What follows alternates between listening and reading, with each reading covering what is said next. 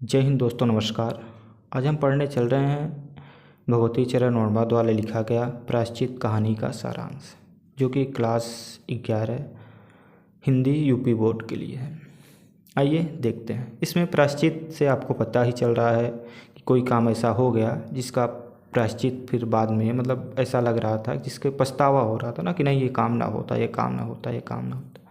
प्रायश्चित कहानी का सारांश हर बार पहुँचता है, कि ऐसा नहीं है कि किस बार ना पहुँचता ज़रूर है प्रायश्चित कहानी का।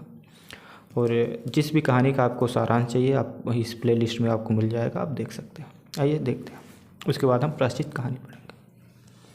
कबरी बिल्ली से परेशान रामू की बहू के लिए खाना पीना दुश्वार हो गया था। यानी जो रामू की बहू थी वो कबरी बिल्ली से परेशान थी, और उसका जहाँ देखती पूरे घर में कबरी बिल्ली नाचती रहती थी, तो उसका खाना पीना दुश्वार हो गया था, मुश्किल हो गया था। किंतु कबरी बिल्ली घर भर में किसी से प्रेम करती थी, तो रामू की बहू से। अब देखो, यानी रामू की बहू कबरी बिल्ली से बहुत ज़्यादा जलती थी, भगाने की कोशिश करती थी, और कबरी बिल्ली अगर किसी से प्रेम करती थी, किसी के पास रहना चाहती, तो वो रामू की बहू से। रामू की बहू 2 महीने हुए मायके से ससुराल आई थी। पति की प्यारी, सास की दुलारी 14 वर्ष की बालिका को भंडार घर की चाबी सौंप दी गई थी। परिपक्वता के अभाव में वह सावधान नहीं रहती थी। कबरी बिल्ली रामू की बहू की असावधानी का लाभ उठाकर दूध, घी, मक्खन प्रतिदिन चट कर जाती थी। यानी वह परिपक्व नहीं थी, उतना ज़्यादा चालाक चतुर नहीं थी, तो उसी का लाभ उठाकर जो बिल्ली थी वह दूध, घी रोज़ का रोज़ साफ कर देती थी। और इसी कारण बस रामू की बहू उस बिल्ली से बहुत ज़्यादा इतना ज़्यादा नफरत या गुस्सा होती थी। इस कारण उसे मिलती थी सास की मीठी झिड़कियाँ, और प्रतियोगियों को मिलता था रूखा सूखा भोजन।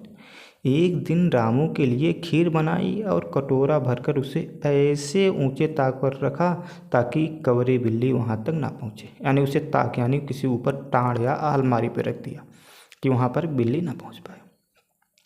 फिर वह जाकर पान लगाने लगी। इसी बीच न जाने कहाँ से कबरी बिल्ली आई। नीचे खड़े होकर ऊपर देखा, सूंघा और उछलकर ताक से कटोरा गिरा दिया। रामू की बहू आई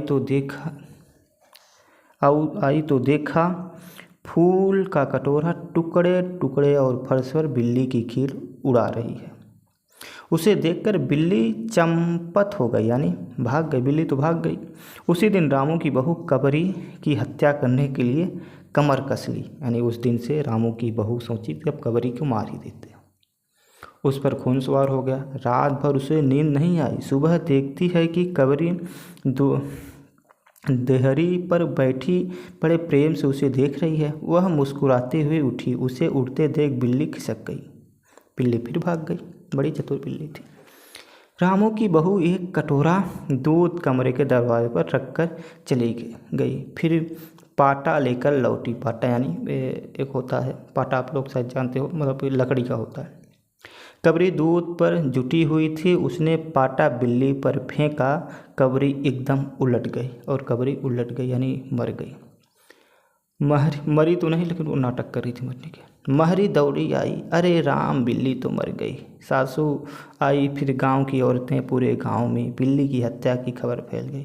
पंडित परम सुख बुलाए गए। उन्होंने कहा कि बिल्ली की हत्या ऐसा बड़ा पाप नहीं, रामू की माँ बहू के लिए कुंभी पाक नरक है।